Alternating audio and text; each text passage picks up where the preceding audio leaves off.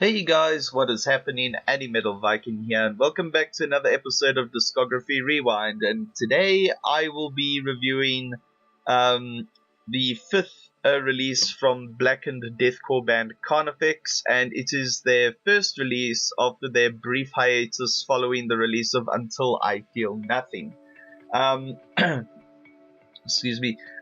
Essentially, this album is the embodiment of all the positive aspects from Carnifex previous offerings, and has often been compared to Metallica's Ride the Lightning in terms of musical quality. So I'm not saying that this this album went to thrash metal or anything, but it's just in terms of quality, how many times you can listen to it, and how it still sounds fresh and how it still manages to hold up after all these years, even though it hasn't really been that long since it's been released. But still, a lot of Carnifex fans will cite this as their huge breakthrough, and really got them a lot more respect, not just from deathcore fans, but from the death metal scene and the black metal scene as a whole.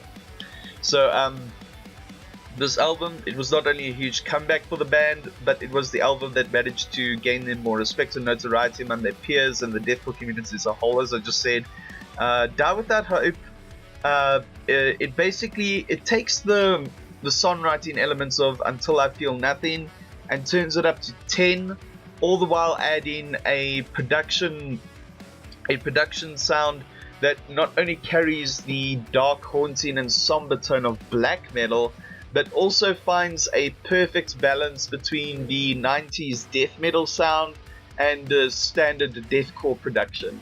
The higher production quality of this record means that not only can every instrument be heard, is pitched well, is in tune with one another, and Scott's lyrics can be easily deciphered, but the breakdowns, they carry a lot more power and brutality behind them. I mean, if you just listen to this on a good set of headphones or on really good speakers, you will know that thudding bass sound that comes with the breakdowns. It just adds, and it just really adds a lot of emphasis on just how brutal this album is. It's not just meant to be dark, it's meant to be brutal as well.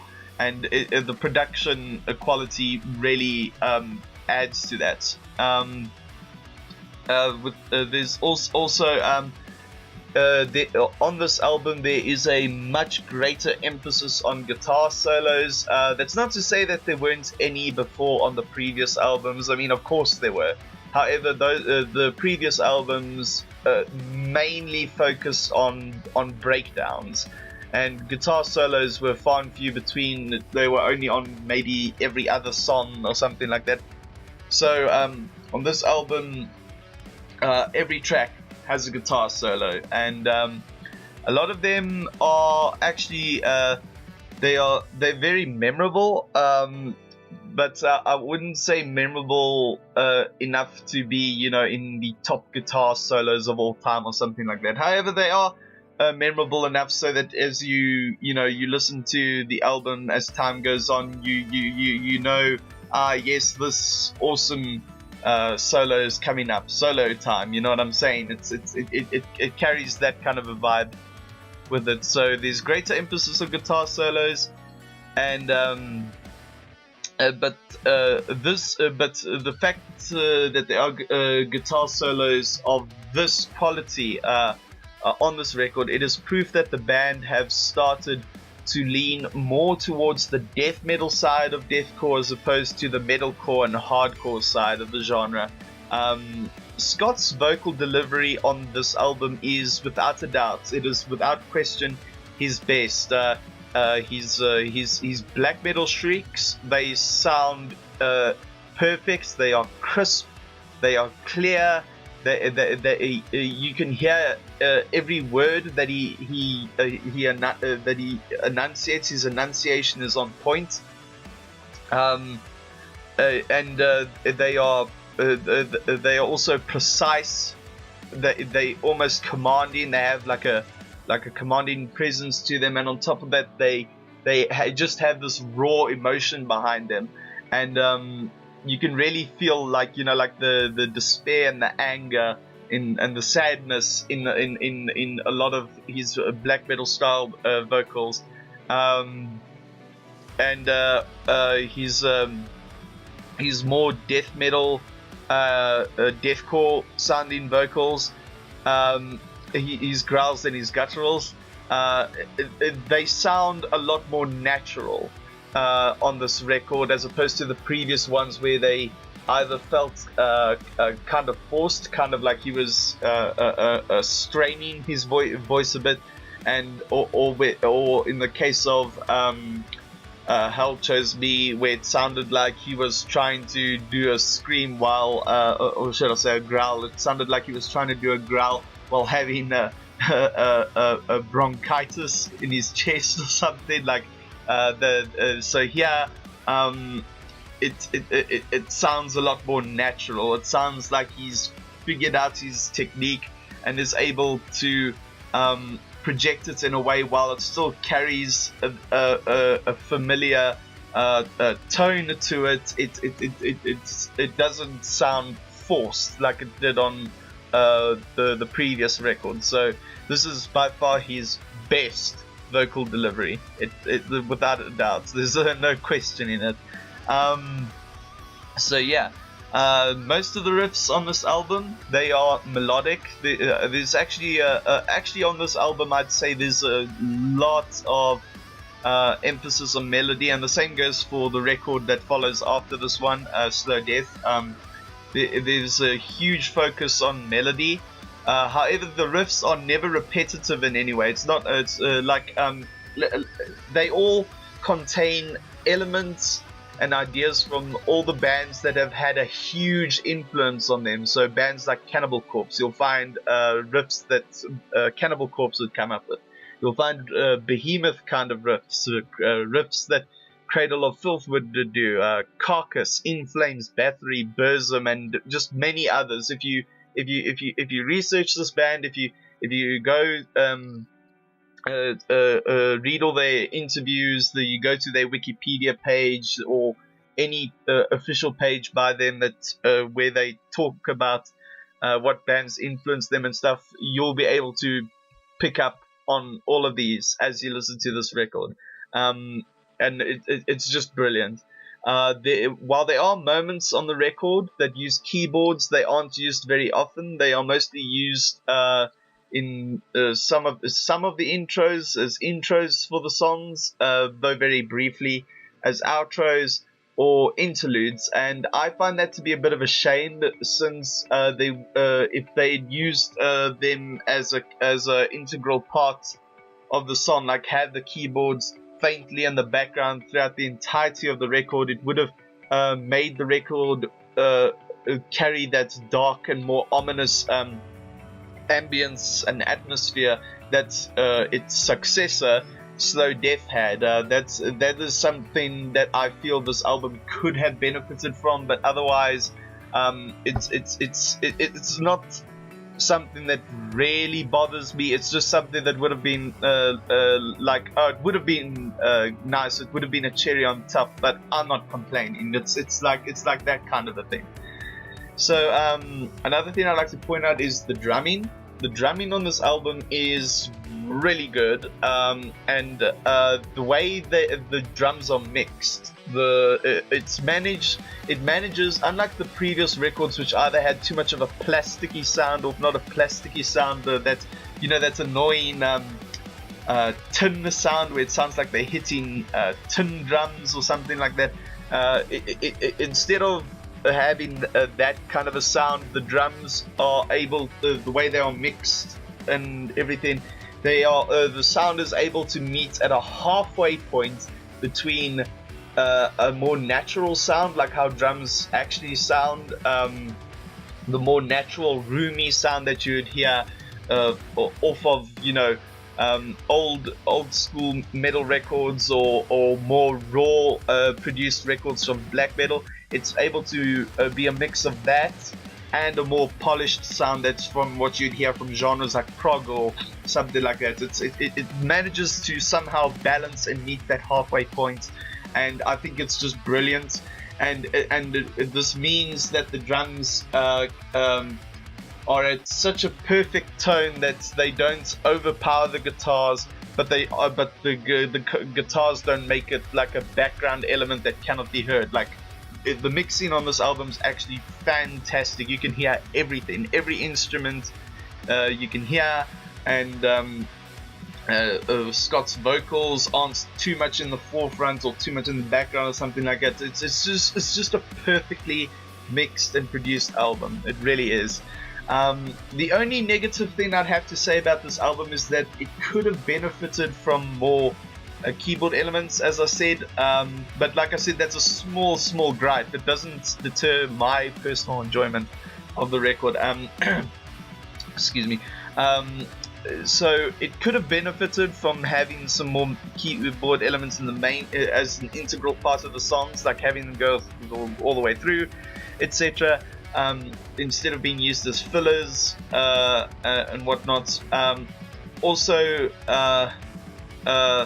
another thing that I had a problem with this album is that a lot of the intros for not so much the outros, the intros for a lot of the songs were all the same. Like a song would end, and then the moment the next song started, it would often start almost the exact same way, with Scott screaming something, and then as he gets to like the final word in the sentence or something like that, then the guitars would start with a or something like that. They would all start like that, most of them anyways, and I feel, you know, that kind of made it somewhat repetitive, just ever so slightly. However, there are some ones that stand out, like the opening track has this weird crackly noise intro with with this weird clanging and banging sound, and then you've got tracks like Die Without Hope that just have this weird, I don't know, almost haunting but mechanical sound to it. Those are the obvious standouts, and there's obviously the more instrumental track. I can't remember the title of it now, but there's the more instrumental track that takes place just before the final track. Obviously, those are the exceptions, but for the most part, most of the intros are the same, and it gets a bit predictable. But otherwise, it's not too much of a problem. Another negative thing is that I also feel a bit more experimentation with the tempos of the songs, and even some of the riffs would have helped. It would have helped make the songs not feel too similar to one another, since most of the songs, they are mostly the same fast tempo, with only minor slow parts in certain moments during, like, say, the middle of a song or in the chorus build-ups. Otherwise, no complaints, and this is actually a fantastic record. It is definitely worthy of the praise it gets. All that being said, I'd have to give this album an 8.7 out of 10. This album, it truly is a work of art, it's really just goes. It's one of those albums that just goes to show that because fun fact, I don't know if I mentioned this in the previous episodes, but the members of Carnifex, they are not trained musicians. I know there are a lot of musicians who aren't nowadays, even in the metal scene. I know that even some of the biggest acts in metal aren't trained musicians. Like, I get that, but Carnifex, they, based on their history alone and what I've reviewed so far, and my constant listening experience with this band, Carnifex are one of those bands that have, they started off, doing what everyone else was doing, trying to be with the in crowd, during the MySpace era of deathcore. It's also, it's the early days of deathcore, commonly referred to as well. Like, they started off that way, and then they with each subsequent release following their debut album and their second record, they continued to experiment and to grow their sound until this point, until this album, all the while still retaining an element, saying we're still part of the deathcore movement, and they still carry that flag proudly, and this is a band that should be looked up to by the new generation of deathcore bands. They should be looked up to and used as an example of, it's okay to experiment and change, and it's okay to experiment with your sound. It's all good. It's all good and well to add new elements and whatnot. However, if you are going to do that, do it in a way that not only makes you, the people making the music, happy, but also doesn't give a middle finger to your long-time fans, kind of like what Suicide Silence and not just Suicide Silence, many other bands tend to do, like say Bring Me the Horizon or something like that, where their sound is just 100% different to what it was. Like this album, even though it is it leans more to the death metal, black metal side of things than the core side, it still retains a deathcore feel about it, and it still contains, like I said earlier, this album encompasses all the positive aspects of the band's discography up until this particular point, and it still has that feeling that this is the Carnifex that we knew back in the day, the guys who were doing just straight up pure deathcore. There is something about this record that still screams deathcore, and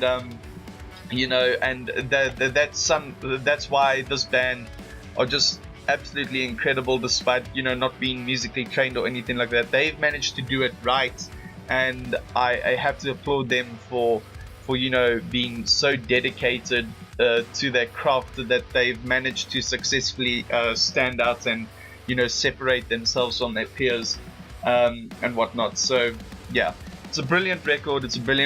I highly recommend checking it out. And and for those of you who are deathcore fans, if you have anybody who's any friend, a friend, a relative, or whatever, who's into metal music but hates deathcore, this album is one that I'd recommend introducing them to. This band is a band I'd recommend introducing these people to, because this band have really proven themselves, and this album definitely deserves the praise that it's gotten over the years. So anyways, that concludes this review for today. What are your thoughts on this album? Do you hate it? Do you like it? Let me know in the comments down below. If you enjoyed this review, then be sure to hit that thumbs up, subscribe if you're new here, share the video with your friends. If you would like to follow me on social media, you may do so. The links are in the description box down below.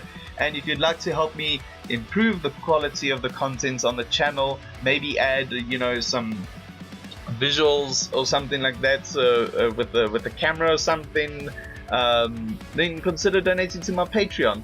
And yeah guys, until the next review, take care of yourselves, and until next time, have a kick-ass day. Cheers.